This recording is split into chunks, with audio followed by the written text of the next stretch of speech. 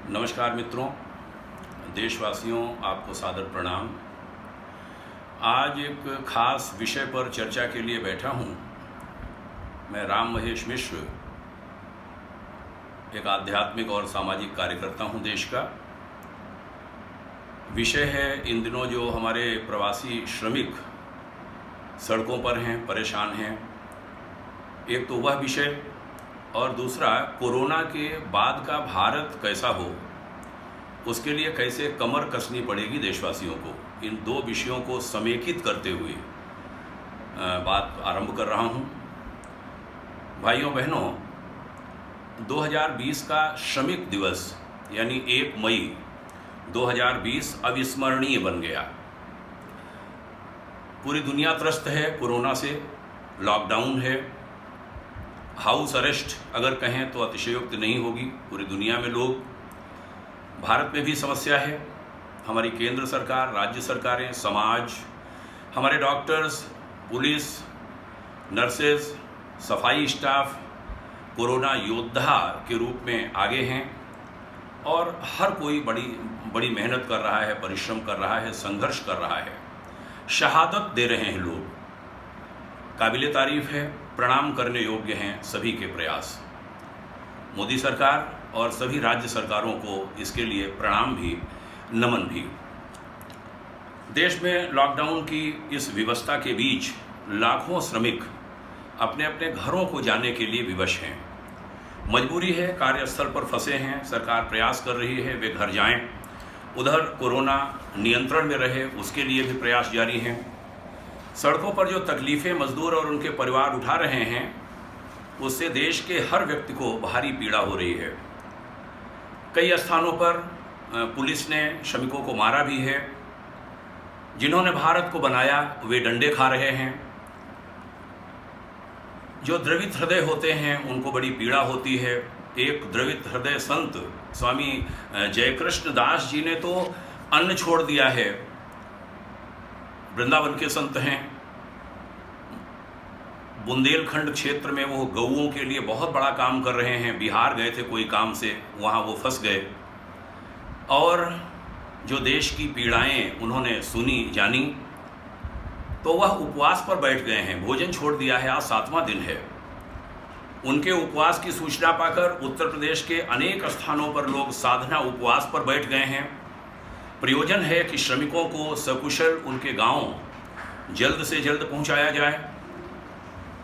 Police उनके साथ सही व्यवहार करे, कोई गलत सलूक न करे, उनकी आर्थिक सहायता की जाए और जो हमारे श्रमिक मर रहे हैं, मृतकों के परिवारों को उचित मुआवजा दिया जाए।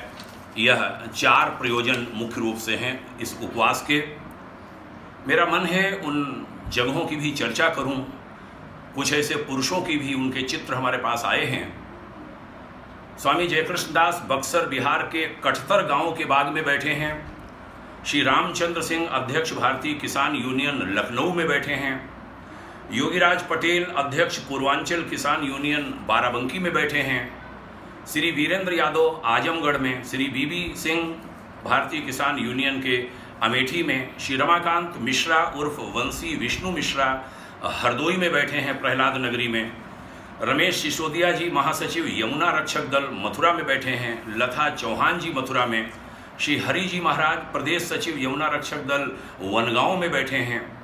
राधा वल्लभ शर्मा जी छठीकरा में, विनय शंकर राय वाराणसी में और इसके अलावा अन्य अनेक स्थानों पर लोग एकल बैठे हैं, 1 लोग, 2 लोग, और वह सरकारों का ध्यान आकर्षित कर रहे हैं कि श्रमिकों की पीड़ा जल्द से जल्द कम की जाए।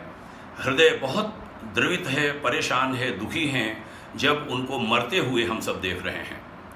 ये सभी लोग भारतीय किसान यूनियन संयुक्त मोर्चा से जुड़े ग्रामीण जन हैं, किसान हैं। संयुक्त मोर्चा के महासचिव के नाते मेरा आग्रह है कि केंद्र सरकार और राज्य सरकारों से कि श्रमिकों को कम से कम कष्ट के जल्द से जल्द घर पहुंचाया जाए।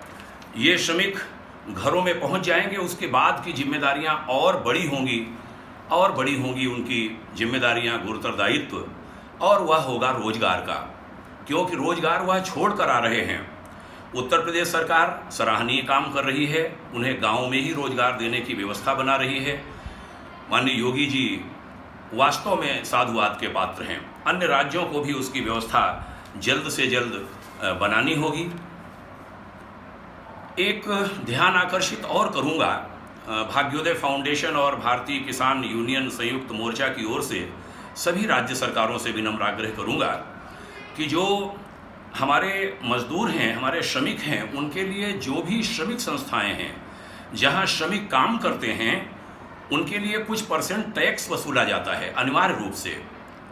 जहां तक मुझे याद है उसको सेस के नाम से जाना जाता है, और उस मद में हर राज्य में सैकड़ों करोड़ रुपए की राशि पड़ी हुई है। हमारी केंद्र सरकार और राज्य सरकारों का ध्यान नहीं है उस राशि की ओर। इन दिनों में जरूरत है वह राशि उन श्रमिकों और उनके परिवारों की मदद में दी जाए। वह राशि पड़ी है, निष्प्रयोज्य पड़ी है, उसका कोई उपयोग नहीं हो पा रहा है, और वह राशि जेबों में दी जाए, इसकी आज जरूरत है।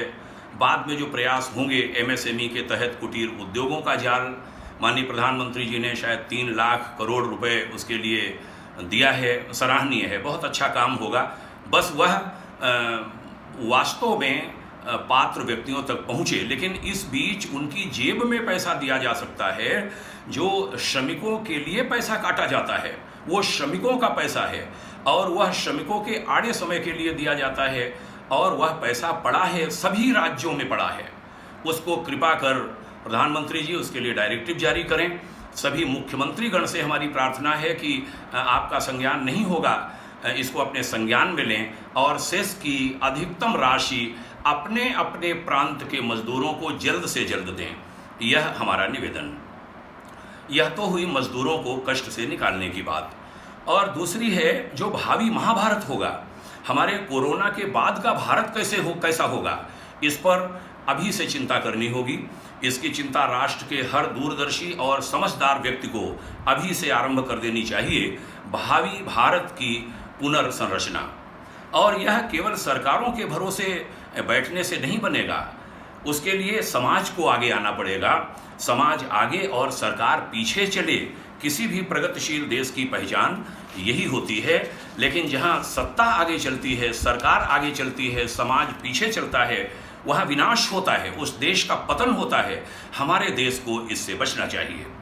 राजनेता हमारे कहते भी हैं जनता को जनार्दन स्वामी कहते हैं, मालिक कहते हैं। अधिकारियों को, अफसरों को, ब्यूरोक्रेट्स को लोक सेवक कहा जाता है। मालिक जनता है, स्वामी जनता है। हमारे प्रधानमंत्री जी तो धन्यवाद के पात्र हैं, जो खुद को प्रधान सेवक कहते भी हैं वह। और आज जरूरत है कि मालिक यानी स्वामी यानी जनता एक होकर आगे आए, आगे चले, सरकारें उसका अनुसरण करें। जनता को तैयार होना पड़ेगा, ईमानदार बनना पड़ेगा। एक दुख के साथ, पीड़ा के साथ कहूँगा कि शराब के ठेके कुछ दिनों के लिए खोले गए। दुखद था, इस दौरान नहीं खोलने चाहिए थे, खोले गए। शराब के ठेकों पर आम श्रमिक न दिखे, अमीरों को ही मुंह काला करने दो। दारू के ठेकों पर उन्हीं को जाने दो, आप मत जाओ, आम जन न जाए। यह सीखना पड़ेगा हमारे श्रमिकों को भी, और करके दिखाना पड़ेगा। आत्मनिर्भर भारत बनाने की कमर हर कामगार को, हर जागरूक नागरिक को, हर जागरूक भारतीय को तुरंत से कसनी पड़ेगी। जापान का एक उदाहरण देता हूँ। एक युवक ऑटोमोटिव पार्ट खरीदने के लिए दुकान पर गया। उसने वो पार्ट ले भी लिया, भुगतान भी कर दिया। निगाह गई उस पार्ट पर लिखे हुए मेड इन USA माने मेड इन अमेरिका पर। उस युवक ने कहा कि क्या जापान का मेड इन जापान ये पार्ट नहीं है? दुकानदार ने कहा नहीं, मेड इन जापान ये पार्ट नहीं है, एक और है मेड इन कोरिया। उस युवक ने पैसे वापस लिए, वो पार्ट नहीं खरीदा, और उस युवक ने एक फैक्ट्री डाली। फैक्ट्री डालकर वो पार्ट बनाया जो खरीदने गया था, और मेड इन जापान लिखने के बाद उस आदमी ने, उस युवक ने उस ऑटोमोटिव पार्ट का प्रयोग किया और जापान को वो नया ऑटोमोटिव पार्ट दे दिया। यह सीखना पड़ेगा। और हम विदेशी शराब की बोतल खरीदकर मूंछों पर ताव देते हैं। छी छी छी, बचना पड़ेगा इससे भारतवासियों को, खासकर श्रमिकों को। बदलना पड़ेगा इस धारणा को। आत्मनिर्भर भारत, आत्मनिर्भर गांव के लिए अब महात्मा गांधी के ग्राम स्वराज्य को भी पढ़ने की जरूरत आ गई है। जो जहां है वहीं उसे काम मिले, सबको भोजन, सबको काम, यह वादा हमारी मोदी सरकार को पूरा करना ही चाहिए। महान औद्योगिक क्रांति नहीं, लघु उद्योगों की क्रांति, स्थानीय उद्यम विकास की क्रांति, अब कोरोना के बाद इसकी बड़ी आवश्यकता आन पड़ी है, जरूरत आन पड़ी है। इस पर हमारे देश के लोग, हमारा समाज और सरकारें काम करें। आप यह कर लें तो चीन से उठ चुके दुनिया के विश्वास का लाभ उठाकर हर देश और भारत के हर घर में हमारे उद्यमियों के उत्पाद पहुंच सकते हैं। ये एक मौका है कोरोना के बाद का, और यही ठीक समय है, बिल्कुल उपयुक्त समय। मैं यहाँ गुड़गांव कभी कभी जब जाना होता है, गुरुग्राम नया नाम जिसको कहा गया, गुरुग्राम में सड़क के एक ओर विकसित इंडिया दिखता है और सड़क के दूसरी ओर पिछड़ा हुआ भारत। एनसीआर क्षेत्र में, राष्ट्रीय राजधानी क्षेत्र में दो दर्शन होते हैं, सड़क के एक तरफ और दूसरे तरफ में। इस अंतर को मिटाने का, ठीक करने का यही समय है, बिल्कुल सटीक समय है। हमारी सरकारों और जनता, आप दोनों से हमें कहना है। हमारे एक विषय और मैं कहूँगा कि हमारे प्राचीन भारत में कोई व्यक्ति भूखा नहीं मरता था। गाँवों में तो किसी को भूखा मरने ही नहीं दिया जाता था, लेकिन शहरों में लोग मरते हैं। ढेरों साधनों के बीच लोग भूखों मरते हैं। भूख से मृत्यु पर एक ऐसी व्यवस्था बने, जिले का डीएम, डिस्ट्रिक्ट मजिस्ट्रेट, जिलाधिकारी, वह जिम्मेदार ठहराया जाए। एफसीआई के ढेरों गोदामों में अन्न यहाँ वहाँ बहता है बारिश आदि में, और उसी दौरान कोई मरे भूख से, गलत बात है ये। डीएम को, सांसद को, विधायक को, एमपी एमएलए को, इनको जिम्मेदार ठहराया जाए, और कोई घटना घटती है बाकायदा उन्हें उसकी जिम्मेदारी तय की जाए। हमारे प्रधानमंत्री जी, मोदी जी बहुत समझदार हैं, जमीनी व्यक्ति हैं, लेकिन उन्हें अब आचरित करके दिखाना होगा इस कोरोना संकट के बाद, इस कष्ट से निकालने के लिए देश को। और यही प्रार्थना है हमारे भारत की, अपने पीएम से, अपने हर मुख्यमंत्री से, हर राज्य सरकार से। भारत की जनता सदैव साथ देती रही है, पहले भी दिया है, अनेक बार दिया है।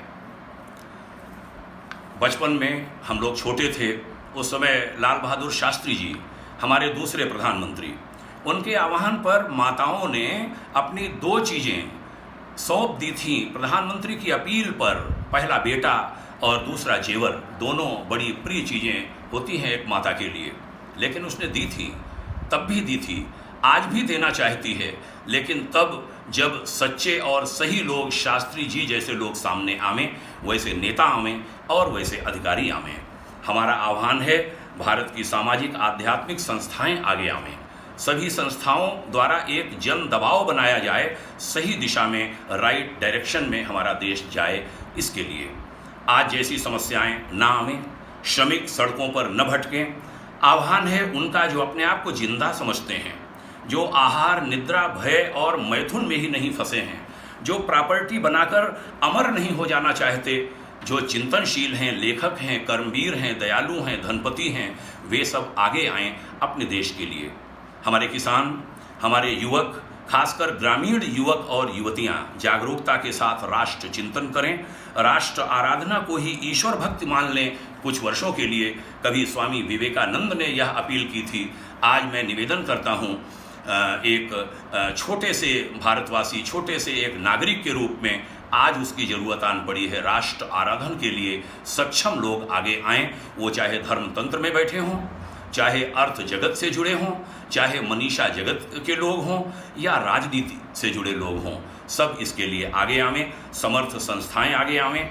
हम समन्वयन के लिए अपना जीवन लगाने के लिए लगभग 35 वर्ष का जो हमारा अनुभव है आध्यात्मिक सामाजिक सेवा का, उसके अनुभव के साथ समय देने को तैयार हैं, नियोजित करने को तैयार हैं, अपना पूरा श्रम, समय, लगन, मनोयोग।